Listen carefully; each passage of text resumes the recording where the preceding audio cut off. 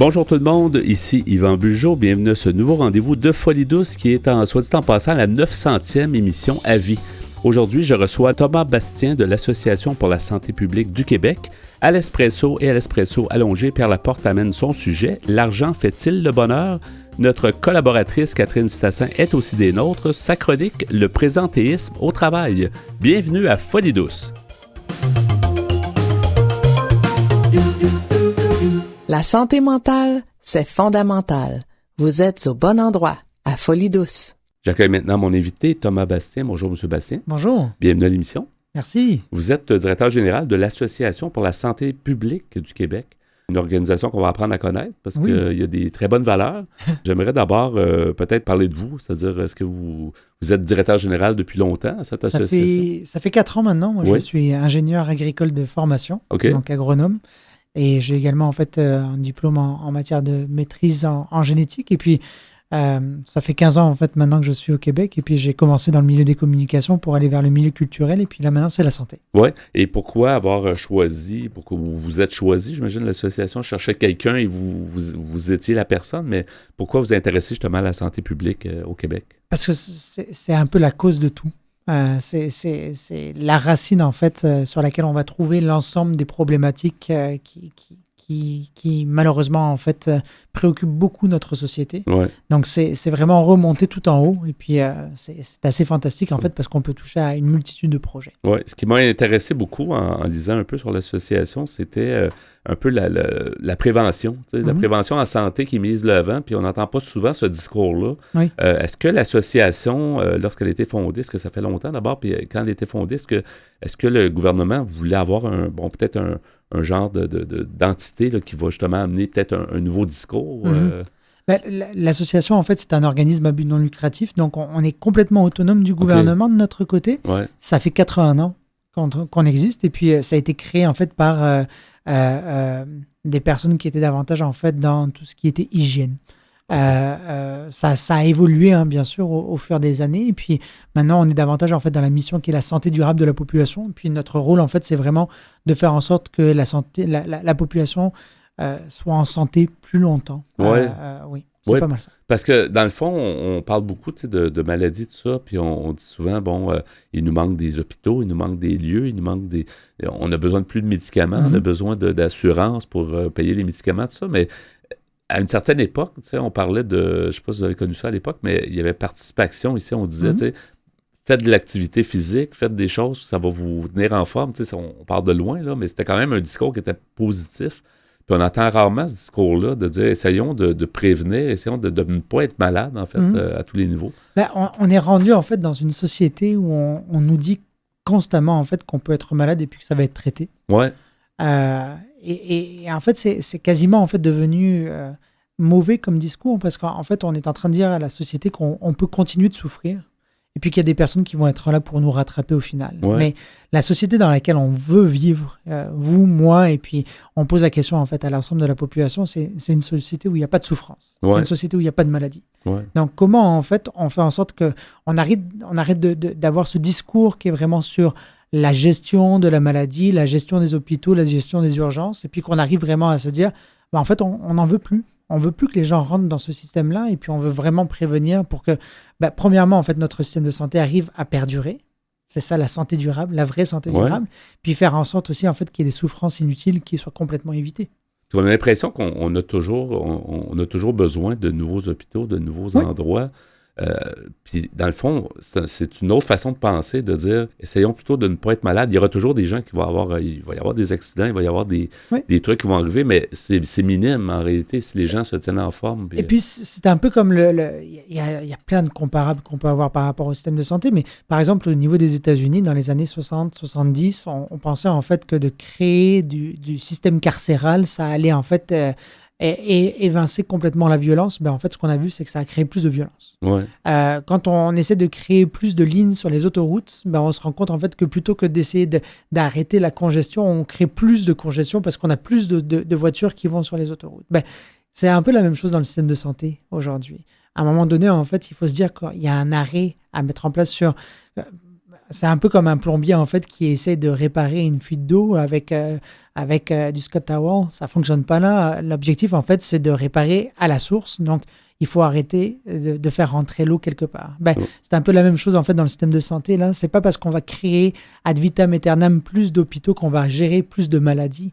À un moment donné, on n'y arrivera plus. Ouais. Donc, il faut vraiment qu'on prévienne cette maladie-là, qu'on la réduise de manière générale. Oui, à l'Association pour la santé publique du Québec, comment vous vous faites entendre? Est-ce que vous réussissez à faire passer le message? Parce que c'est un gros changement là, de façon de penser. Puis c'est un gros bateau, la santé, là, au Québec. Là. C'est un bateau qui est énorme, en fait. Ouais. J'ai beaucoup aimé, en fait, on prend souvent en fait, le symbole de la tarte avec justement en départ la moitié de la part actuellement en fait, de l'argent des contribuables, donc l'argent des Québécoises et des Québécois, c'est pour le système de maladie. Le budget du Québec, c'est ça. C'est 53 milliards actuellement en fait, qui sont dépensés juste pour gérer la maladie au Québec. Ouais. C'est 2 milliards, un peu plus de 2 milliards en fait, pour gérer la prévention et la promotion de la santé. Donc, pour faire en sorte que justement, il y ait moins de personnes qui viennent dans ce système de santé. Ouais. Le ratio est complètement fou. En fait, on parle de 2% vs 98% en fait, de gestion de la maladie. Si à un moment donné, on veut rendre notre système durable, il faut vraiment travailler en fait, sur ces chiffres-là. Ça, c'est la première chose. Mais on est à un moment donné où on ne peut plus créer de l'argent. Il va falloir faire des choix.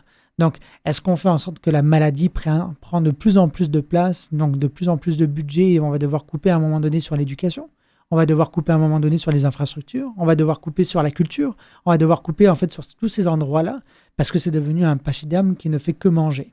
Donc, à un moment donné, il faut le mettre à la diète, d'une certaine manière, et donc il faut réduire la maladie pour justement pouvoir redistribuer cette richesse autre part. Et on a l'impression qu'il y a beaucoup de résistance dans le milieu, chez les gens eux-mêmes, oui. Où ils ont été habitués depuis des décennies de penser comme ça. C'est parce qu'à chaque fois, en fait, on dit que c'est une responsabilité individuelle, mais c'est une responsabilité de société, c'est une responsabilité des entreprises aussi qui produisent des produits. La responsabilité, elle est vraiment sociétale. Et puis, c'est ça qui est vraiment intéressant, c'est qu'aujourd'hui, on se rend compte qu'on n'a plus de choix. À cause de tous les choix qu'on a fait jusqu'à maintenant, aujourd'hui, on n'en a plus de choix. Il va falloir couper quelque part. Ça, c'est la première chose. Donc, nous, on parle d'une transition vers la réduction de la maladie. Mais à côté de ça, les gens comprennent en fait qu'on est arrivé à un stade limite. Le mur, il est en face de nous et puis qu'il faut qu'on change quelque chose. Par contre, nous, ce qu'on est en train de dire, c'est que premièrement, il faut que le gouvernement il change sa posture. Ça, c'est la première chose. Parce que la population, elle en a entendu des messages de prévention. Elle en a entendu. Aujourd'hui, on est en train de se fédérer, on est en train de se réunir ensemble pour avoir des messages comme ceci qu'on n'entendait pas jusqu'à maintenant, mais qu'on entend de plus en plus aujourd'hui. Ça, c'est la première chose. Mais à un moment donné, il va falloir que les industries aussi, elles changent.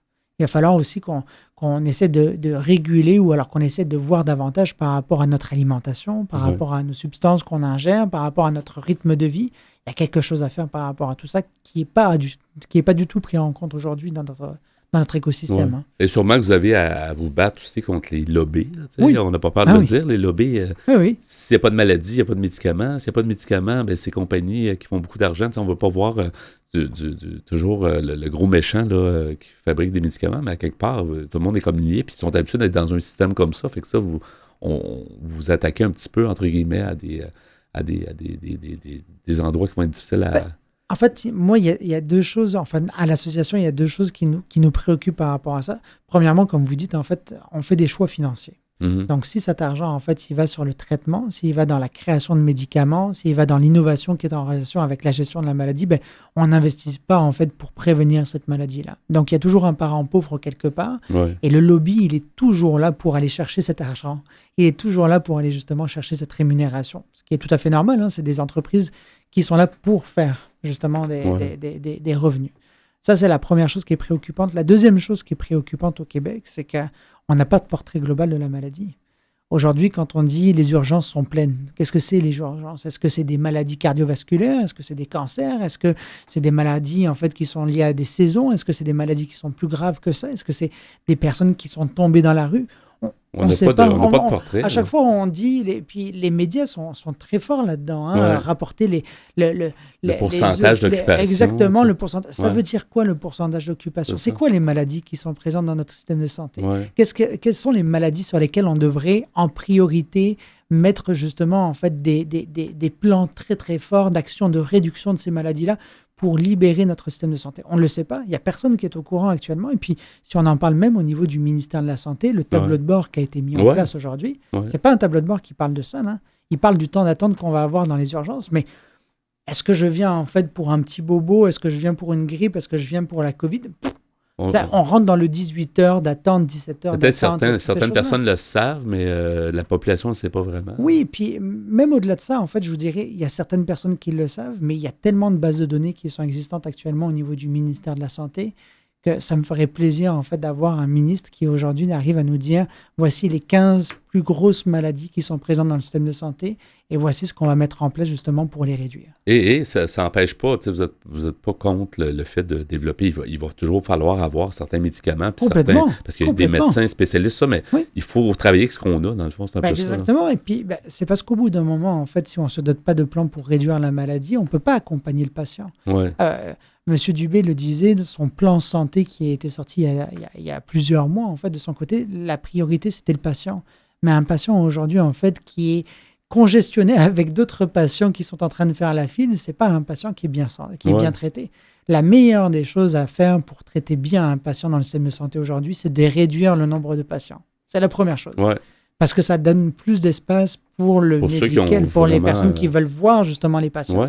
Donc, les infirmiers, les infirmières, les médecins, pour leur laisser plus de temps, en fait, du temps de qualité pour pouvoir traiter ces personnes-là. Et puis après, justement, pour avoir des choix de société qui font plus de sens. Puis on parle évidemment de santé globale, mais on parle de santé mentale ici souvent à l'émission. Puis la santé mentale, ça aussi, c'est un autre monde. C'est souvent le parent pauvre, puis les gens n'ont pas souvent assez de services, puis on parle souvent des gens qui ont besoin de psychothérapie, ils n'en ont pas, mais encore une fois, il y a de la prévention à faire au niveau de la santé mentale. En fait, la santé, en fait, selon la définition de l'OMS, c'est vraiment en fait un état physique et un état mental qui est très important, même un état social. On parle de toutes ces choses-là. La solitude, c'est une problématique de santé publique de manière générale. Mais ce qui est intéressant, en fait, dans toutes ces choses-là, c'est qu'encore une fois, en réduisant la maladie, on arrive à régler ces problématiques-là. On arrive à adresser, en fait, des ressources aux bons endroits, au bon moment. Vous parlez de santé mentale. Nous, ce qu'on a sorti, en fait, avec notre livre de la réduction de la maladie, qui est sorti, en fait, il y a de cela quelques jours, ça nous a préoccupé énormément, en fait, de se dire, on a les changements climatiques qui sont de plus en plus communiqués et puis qui sont de plus en plus cherchés. En fait, il y a des chercheurs au niveau international qui démontrent tous les impacts que ça peut avoir sur notre santé et sur notre système de santé. Santé mentale. On a des problématiques de santé mentale qui ne font que grandir. Les inégalités qui grandissent avec les jours et les années qui passent. Également, en fait, des maladies chroniques qu'on ne voyait pas il y a de cela 20, 30 ans et puis qui sont en train d'exploser complètement. Et c'est juste que le vieillissement de la population, on est avec un cocktail Molotov actuellement là, qui fait en sorte qu'on n'a rien vu de la problématique du système de santé. On n'a rien vu de ces 200% ou 300% en fait de taux d'occupation. C'est ce qui va arriver si on ne réduit pas la pression sur le système de santé en réduisant la maladie aujourd'hui. Ça ne fonctionnera pas pour demain. En terminant, si les gens veulent en savoir plus sur ce que fait l'Association pour la santé publique du Québec, on cherche, j'imagine, le site web. Exactement. En fait, c'est aspq.org. Vous allez trouver toute l'information et puis vous allez retrouver toutes les thématiques de notre organisation. On va suivre ça. Merci beaucoup, Thomas Bastien, d'avoir été des nôtres et bonne continuation. Merci. Au revoir. Vous désirez socialiser avec nous et échanger sur la santé mentale? Abonnez-vous à Folie Douce Radio sur Instagram. C'est maintenant le moment du segment Espresso. Bonjour Pierre. Salut Yvan. Aujourd'hui, tu nous arrives avec quelque chose qui est un peu une phrase qu'on entend souvent. L'argent fait-il le bonheur? Oui, ça fait longtemps qu'on se pose la question. C'est d'après un article que j'ai trouvé sur Internet qui nous dit « Est-ce que l'argent fait le bonheur? » Texte argumentatif avec un point d'interrogation à la fin. J'ai trouvé ça sur le site Internet flashmod.tn. On nous dit en commençant, l'argent est un élément essentiel à la vie car il permet de vivre confortablement ainsi que de réaliser beaucoup de désirs. Il y a des gens qui pensent que l'argent est indispensable au bonheur alors que d'autres voient le contraire. Est-ce que l'argent fait le bonheur? Effectivement, avec l'argent, on vit le bonheur. En tout cas, c'est ce qu'on dit dans cet article. Ouais. Le fait d'être riche permet d'outrepasser les problèmes du quotidien pour se focaliser sur ce qui représente réellement le bonheur. L'argent apporte du bonheur car il permet de se libérer de certaines contrariétés de la vie quotidienne. Il n'est pas proportionnel à la somme d'argent que l'on possède. Mais d'après une étude, l'argent fait bien le bonheur, raconte le magazine Vanity Fair. Dans un papier publié en 2010, l'économiste Angus Deaton et le psychologue Daniel Kahneman constataient une hausse de la satisfaction à l'égard de la vie conforme à la hausse des revenus. L'argent est devenu quelque chose d'essentiel qui nous permet de vivre et de répondre à nos besoins et à nos désirs. À tel point qu'aujourd'hui, il est associé à la notion de bonheur. L'ancienne citation « L'argent ne fait pas le bonheur » est maintenant suivie de « mais il y contribue ». Oui, c'est ce qu'on disait souvent, là, ça nuit pas, ça aide. Oui, en bon québécois, on dit « mais ça l'aide ». Ça l'aide, c'est ça. Avec le L apostrophe. Oui. Alors, l'argent permet de fabriquer des souvenirs, de partager quelque chose avec d'autres, de changer sa façon de voir la vie. Ainsi, utiliser l'argent pour faire le plein d'expériences positives est une façon de vous rapprocher du bonheur. Alors, pourquoi l'argent ne fait-il pas le bonheur?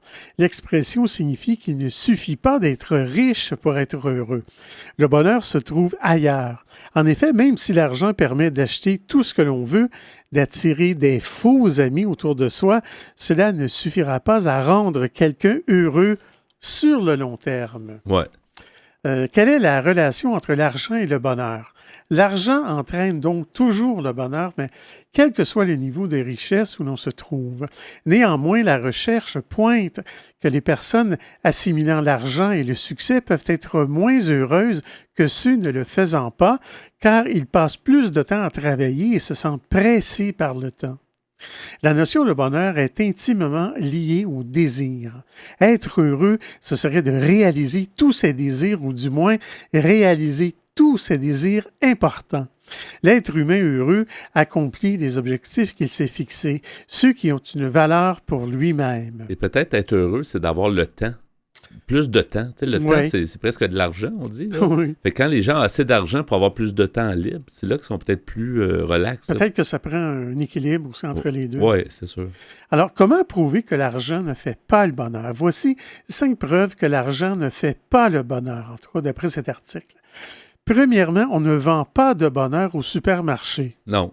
Je ne l'ai jamais trouvé. En tout cas, je ne sais pas quelle allée. Je n'ai pas vu Provigo nous le dire, ou chez Métro, non. Non. Deuxièmement, on connaît tous un gars ou une fille riche et triste. Ouais. Troisièmement, dans la recette du bonheur, il n'y a pas d'argent. Quatrièmement, on connaît tous un gars pauvre et heureux. Et cinquièmement, avoir un jacuzzi pool dans une villa avec hélicoptère ne rend pas heureux. En tout cas, c'est ce qu'on dit dans cet article. On peut être stressé par l'entretien de l'hélicoptère, je ne sais pas. C'est vrai, Yvan, que peut-être que si on n'en connaît pas personnellement nécessairement, on entend tellement de personnes riches nous dire la même chose. Oui. Bon, on sait qu'il y a beaucoup de gens qui ont d'autres sortes de problèmes. Il y a des gens, justement, des faux amis, comme tu disais, puis ils doivent refuser, fait que ça devient stressant aussi, là, comment gérer. Alors que quand on n'a pas rien, ben on peut pas... Mais je peux pas m'empêcher de penser à tous ceux qui ont gagné des gros montants à la loterie, puis qui nous disent quelques années après, ça ne m'a pas rendu plus heureux. Ouais. Il y en a même qui ont perdu leur argent. Il y en a qui ont tout perdu, c'est ça, c'est extrêmement dommage. Alors, je poursuis ma lecture. Pourquoi l'expression « l'argent n'a pas d'odeur » ? Cette expression fait référence à l'empereur de Rome qui avait mis en place des toilettes payantes. Son fils jugea ridicule cette façon de faire en lui indiquant que si les toilettes ont mauvaise odeur, l'argent, lui, n'en a pas. Cette expression désigne désormais l'argent gagné malhonnêtement. Je pense que c'était l'empereur Vespasien. Ah oui? Je pense, okay. ouais. Alors, l'argent a-t-il donc autant d'importance? Omniprésent dans la société moderne, l'argent apparaît comme le centre et le moteur de toutes les actions humaines. L'argent est un moyen par lequel on peut faire du bien à soi-même et aux autres et qui permet d'accéder au bien-être, parfois même au bonheur. Est-ce que le bonheur existe dans notre monde? Le bonheur est une réalité. Première bonne nouvelle, le bonheur existe. En tout cas, c'est ce qu'on nous dit ici. Et il est fréquent. Sondage après sondage, environ 90% de la population française se dit heureuse de sa vie. C'est quoi le bonheur dans la vie? Voici une définition du bonheur. Il s'agit d'un état durable de plénitude et de satisfaction, agréable et équilibré de l'esprit et du corps. La souffrance, l'inquiétude et le trouble sont absents. Le bonheur est en lien avec l'image que l'on a de soi par rapport à tout ce qui nous entoure. Et finalement, pourquoi le bonheur est-il important? En somme, le bonheur rend créatif, flexible, ouvert d'esprit et bien souvent efficace. Les émotions positives engendrent aussi des changements durables et profonds. Nous pouvons nous demander si la joie de vivre constituerait une forme de protection contre les événements néfastes de la vie. Et en terminant, il y a cette phrase du fameux comique acteur Coluche qui disait « L'argent ne fait pas le bonheur des pauvres, ce qui est la moindre des choses. » Ouais, effectivement. Ben, on va poursuivre quand même sur le thème. Donc, l'argent fait-il le bonheur plus tard à l'émission?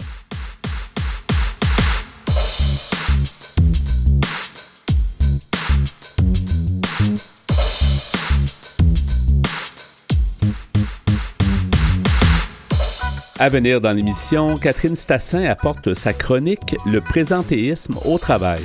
À l'Espresso allongé, Pierre Laporte poursuit avec sa question « L'argent fait-il le bonheur ?» Vous voulez échanger avec nous ou désirez participer à l'émission? Notre site web est antenne.qc.ca. Utilisateur des réseaux sociaux, cherchez Folie Douce Radio pour nous trouver. Vous écoutez actuellement Folie Douce, pionnier en santé mentale depuis 1991. Folie Douce, une communauté, une radio.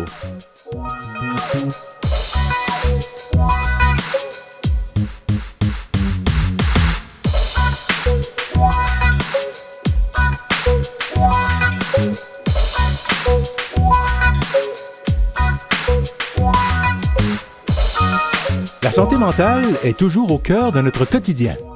Nos chroniqueurs vous présentent leur sujet. C'est maintenant le moment d'accueillir notre collaboratrice. Bonjour Catherine Stassin. Bonjour Yvan. Alors aujourd'hui, ta chronique, le présentéisme au travail. On dit souvent ça à la blague, hein, faire du présentéisme. Ils font du présentéisme, ils ne sont pas vraiment en train de travailler. Qu'est-ce que ça veut dire? Qu'est-ce que ça veut dire? Qu'est-ce que ça veut dire? Ça veut dire que, oui, en effet, on est au travail, mais la tête n'y est pas. Hein. Ouais.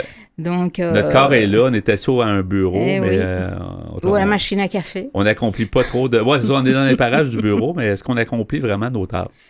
Voilà, oui. En fait, je vous parle de ça parce qu'il s'avère que dans une étude, il y a des résultats qui ont donné que, en fait, les gens, 2/3 des employés, c'est quand même beaucoup en ordre de grandeur, vont travailler malgré un problème de santé mentale. Donc, ils vont donc quand même se déplacer, aller au boulot, alors qu'ils ne se sentent pas bien mentalement. Alors, évidemment, il y a la grande question qui se pose, mais pourquoi on fait des trucs pareils? Parce qu'ils veulent pas, ils veulent pas s'absenter parce qu'ils ont peut-être pas les avantages monétaires s'ils s'absentent. Ça peut être ça. Hein? Ah, ça peut être ça. En effet, c'est une bonne idée. Dans le fond, on peut réfléchir et se dire, tiens, un jour où c'est arrivé qu'on n'était pas bien et qu'on se dit, est-ce que j'y vais ou pas ce matin au travail? Qu'est-ce que je fais? Ouais. Alors, des fois, c'est mal vu, tu sais, parce que... Voilà, exactement. Tu as tout compris. Ça, c'est une des raisons. C'est-à-dire que 1/4 des personnes craignent ce que tu viens de dire, c'est-à-dire que c'est mal vu, ils vont être stigmatisés s'ils disent qu'ils s'absentent pour une matinée, pour un peu se reposer dans le fond au niveau santé mentale, donc pour juste un peu relâcher et se détendre parce qu'ils sentent qu'ils en ont besoin, que c'est pas quelque chose de futile.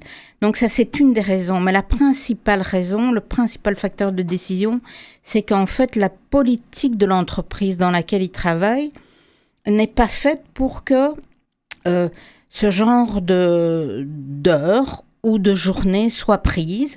Donc, ce sont des politiques où on va valoriser, où on va dénigrer l'absentéisme. Et du coup, l'absentéisme ou l'absence pour santé mentale. Donc, on va au boulot, même si on n'est pas dans sa tête, en fait, que ça va pas. Donc, le gros problème, c'est comment la politique de l'entreprise dans laquelle on travaille, comment elle est organisée, comment elle organise les congés.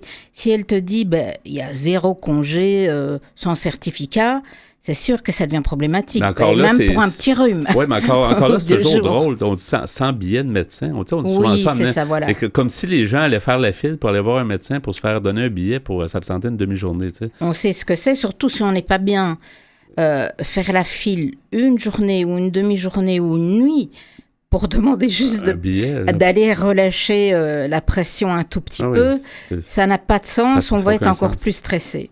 Donc ça, c'est sûr, c'était une des raisons. Donc on a dit la stigmatisation au sein de l'entreprise, la définition, la politique de l'entreprise, et puis aussi, il y a des employés, et il y en a beaucoup, qui se jouent eux-mêmes de leur maladie ou de leurs problèmes de santé mentale, c'est-à-dire qu'ils disent « Oh, là, ça justifie pas un petit congé, je suis endurci, j'y vais, etc. » Et j'accumule le stress, etc. Évidemment, ils ne le disent pas comme ça. Mais ils vont donc accumuler une certaine pression, ils vont accumuler des problèmes et donc en causer de plus sérieux à long terme. Certaines personnes, allez, on va dire une minorité, ça ne leur viendrait pas d'aller au boulot avec un énorme absédentaire qui les fait souffrir et qui doit être soigné sous peine de problèmes plus graves, ok ? Il se sentirait pas mal de dire je dois aller d'urgence voir un dentiste, par exemple. Voilà, et un problème de santé mentale pas soigné, pas considéré, peut faire boule de neige comme un abcès dentaire, ça peut dégénérer. D'accord? Donc ça vient confirmer peut-être que c'est encore mal compris, mal perçu par l'entourage et les employeurs, peut-être? Je pense que c'est assez certain que oui, un certain pourcentage d'employeurs ne considèrent pas. En tout cas, ce n'est pas de manière intentionnée malveillante. C'est un manque d'éducation, simplement, je pense. Ici, justement, quelle est leur raison pour les employeurs d'avoir une telle politique et de l'améliorer, en tout cas, d'avoir une politique qui va valoriser la santé mentale? Eh bien, en fait, c'est simplement s'ils savent qu'au Québec, déjà, 1 personne sur 3 a reçu un diagnostic, attention, je ne dis pas de maladie mentale, mais d'un trouble ou d'un problème de santé mentale, 1 personne sur 3. Donc, c'est certain que ces personnes travaillent également, ou ont travaillé un jour. Donc, l'employeur, il a intérêt à être organisé pour faire face à ce genre de problème. Et ce qui est surtout très intéressant pour l'employeur, maintenant, ce que je vais dire, c'est que quelqu'un qui vient faire du présentéisme, qui vient au boulot, à l'usine ou dans un bureau, dans une banque, Dieu sait quoi d'autre, eh bien, il peut faire du tort à l'entreprise, il peut avoir une incidence négative jusqu'à 3 fois en étant présent plutôt qu'en étant absent pour maladie à la maison et de se reposer une matinée ou une journée. Donc, plutôt que de... 3 fois en étant présent, parce qu'il peut faire des grosses erreurs. Peut-être quelque chose qui peut coûter même, qui peut être dangereux pour les collègues. Oui, puis aussi l'humeur peut influencer l'humeur des collègues, etc. Donc, c'est certain que ça, c'est été documenté, donc ce chiffre dont je vous parlais. Donc, plutôt que de prendre une demi-journée puis de revenir un peu plus en meilleure forme, puis là, de fonctionner mieux, ben, cette demi-journée-là va comme être beaucoup bénéfique, finalement. Là. Oh, il va être bénéfique pour l'employeur à long terme, parce que donc, quelqu'un qui a une incidence négative, à long terme ou à moyen terme, il y aura des coûts importants générés par les erreurs ou les problèmes causés.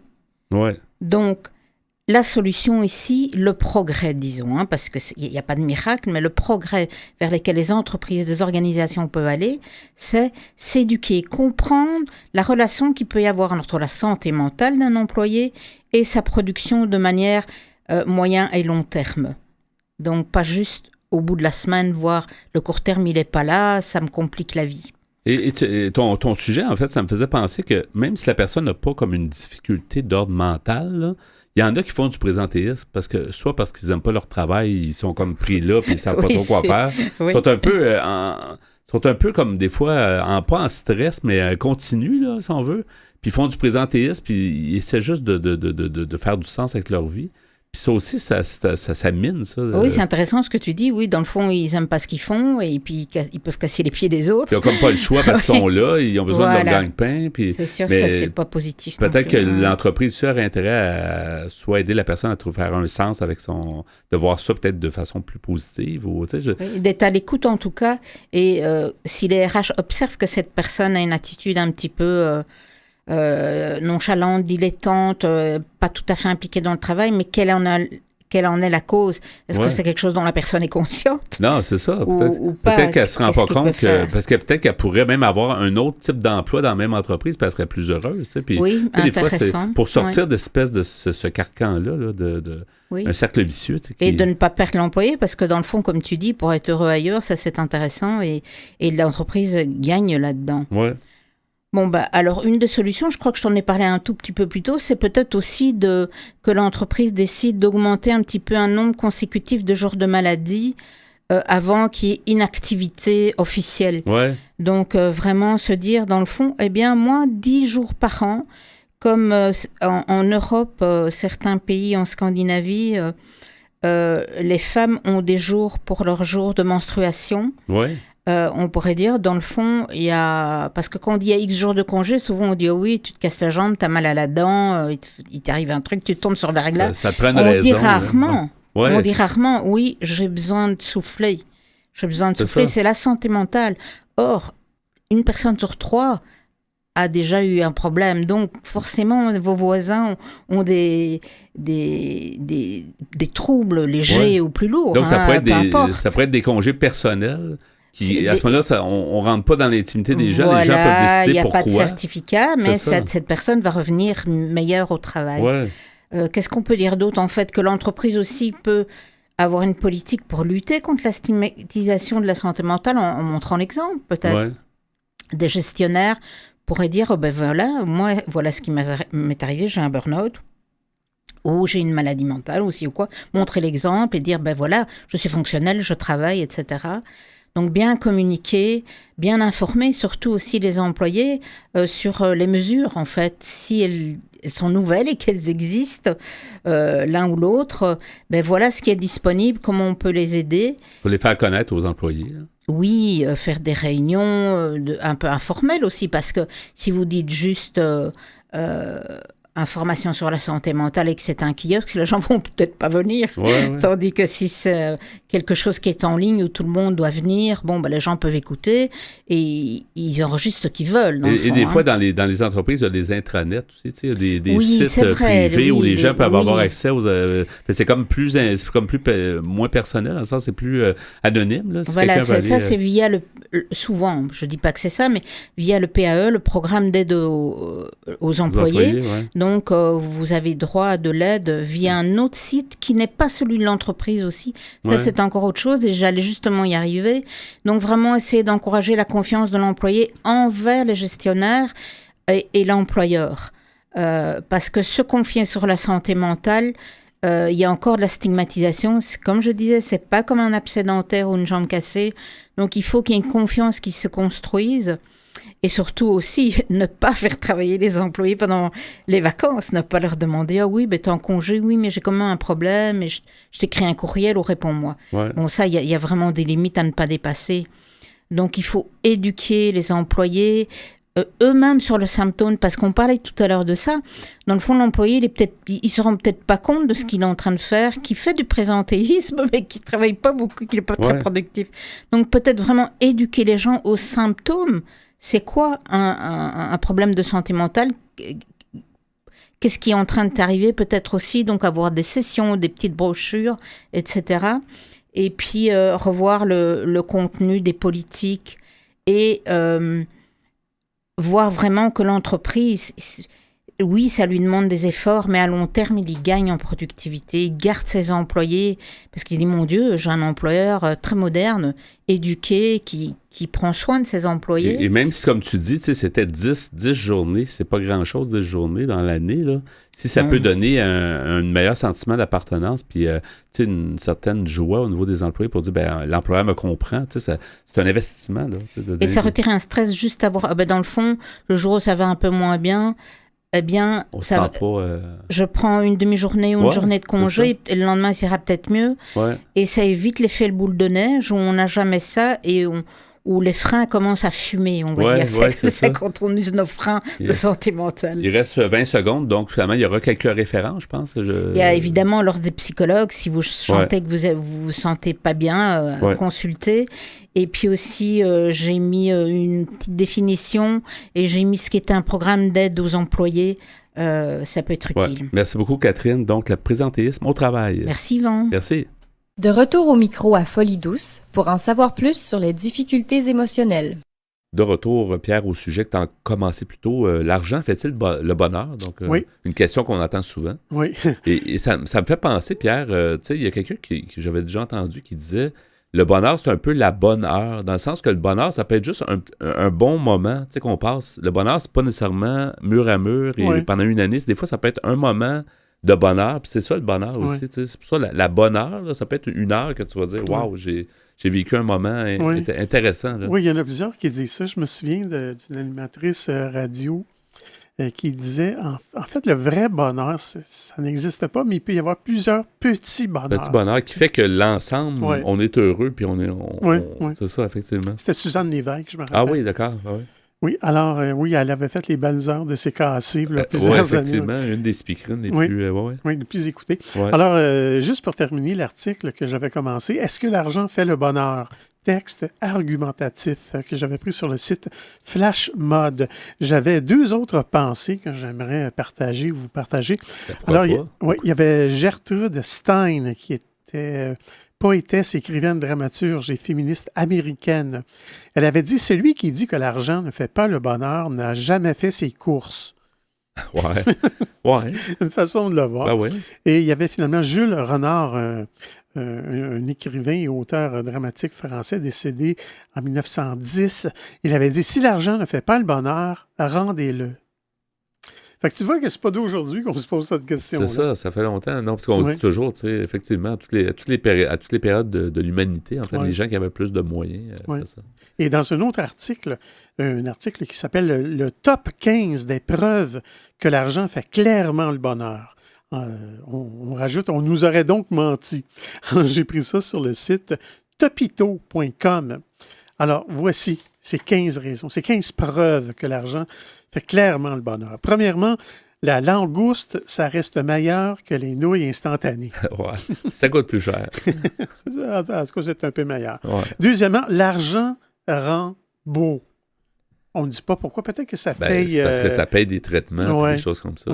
C'est une meilleure coupe de cheveux, meilleur traitement. Oui, ça a l'allure. Troisièmement, les personnes très riches font de l'évasion fiscale. La preuve que c'est mieux d'en avoir trop que pas assez. En plus, le partage, c'est une valeur de pauvre.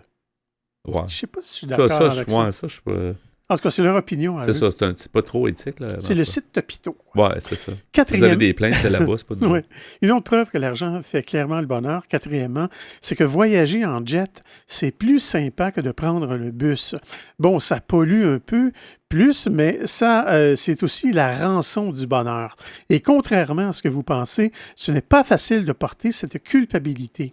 Et oui, parce que ce sont les riches qui polluent le plus sur la planète, et franchement, ils le vivent mal. Donc, double ration de séance chez le psy. Ah oui, pauvres eux. Ils sont un peu ironiques dans la Oui, il y a beaucoup d'ironie là-dedans. Cinquièmement, une autre preuve que l'argent fait clairement le bonheur, c'est qu'on n'a jamais entendu personne se plaindre d'avoir trop d'argent. Sixièmement, la loterie, la française des jeux, ça c'est en France évidemment, n'existerait pas. Sinon, pourquoi vouloir gagner des millions quand on peut être heureux avec un sandwich triangle? Pas de croûte? Oui. J'imagine. Non, je pense pas que les sandwichs triangles rendent tellement heureux. Non. Septièmement, quand les gens qui font la grève demandent de la considération, en général, on leur file de l'argent et ça va. Entre le respect et l'oseille, il n'y a pas photo. C'est vrai, dans le fond. Hein. Souvent, la considération, c'est un peu plus d'argent qu'on demande. Hein. Huitième preuve que l'argent fait le bonheur, les gens sont rarement déçus quand on leur offre de l'argent. Ça, c'est vrai, c'est sûr. C'est vrai. Après, si vous trouvez ça bizarre, vous pouvez toujours employer la technique du paresseux, les chèques cadeaux. Mais c'est comme donner de l'argent, sauf qu'on peut le dépenser dans un seul magasin. C'est donc moins bien que de l'argent. 9e preuve que l'argent fait le bonheur. L'argent fait pas le bonheur, mais le bonheur remplit pas l'assiette, disait le rappeur français Booba. Et manifestement, il a bien mangé ses épinards. Mais tu vois, je ne connais pas, moi, le rappeur Booba. Non. Je sais pas, il est peut-être très musclé comme Popeye. J'aurais dû vérifier. Dixième preuve que l'argent fait clairement le bonheur. Les gens qui disent que l'argent ne fait pas le bonheur sont pauvres et malheureux. Et souvent végans, ce qui revient au même. Ouais. En tout cas, d'après les auteurs de l'article. Onzième preuve que l'argent fait le bonheur. Généralement, les trucs qui permettent d'acheter plein de fringues et une grande maison, ça fait le bonheur. Après, ça pourrait être autre chose que l'argent, genre des trombones. Mais dans ce cas-là, on dirait que les trombones font le bonheur, mais c'est pas tant l'argent ou les trombones qui font le bonheur, c'est bien tout ce qu'on peut faire avec. Comme pouvoir aller à la boulangerie et s'acheter tous les matins 6 chouquettes fourrées à la crème pâtissière. Chouquettes. Ça, c'est le bonheur. On n'a pas ça ici au Québec, je pense. Hein, des chouquettes fourrées à la crème pâtissière. Peut-être qu'on l'appelle différemment. Oui, peut-être, oui. 12e preuve que l'argent fait le bonheur, dans la télésérie La Casa de Papel. Le professeur braque la Fabrique nationale de la monnaie et du timbre. Et clairement, il n'y va pas pour les timbres. Étonnant, non. En plus que les timbres, c'est encore hyper utile de nos jours. On écrit tous des lettres avec une plume éclairée à la flamme d'une bougie chaque dimanche soir, non. Encore une fois, c'est assez satirique. Mais je ne connais pas la série La Casa de Papel. Oui, ça a connu un gros succès. Oui, hein? Ouais. Et 13e, quand je pense à mon appartement de rêve, j'imagine plus un 150 mètres carrés dans Paris centre qu'une chambre de bonne. De là à dire que l'argent fait le bonheur, il n'y a qu'un pas, et je le franchis, nous dit cette personne. 14e, tu es déjà triste en étant pauvre, donc autant être triste sur ton île privée. Bizarrement, la tristesse s'atténuera. Et finalement, 15e et dernière preuve que l'argent fait clairement le bonheur, selon une étude de l'INSEE, c'est-à-dire l'Institut national de la statistique et des études économiques basé en France, 22,5% des ménages parmi les plus modestes se déclarent très insatisfaits de leur vie, contre seulement 1,8% chez les plus riches. À l'inverse, 23,4% des plus riches se déclarent très satisfaits de leur vie, contre seulement 6,7% des plus pauvres. Et même ici, Yvon Deschamps disait c'est mieux être riche et en santé que pauvre et malade. Oui. Alors, il avait raison. Mais merci beaucoup pour ce sujet plutôt rigolo. Merci, Pierre. Vous aimeriez réentendre nos émissions, entrevues et chroniques via YouTube? Pas de problème.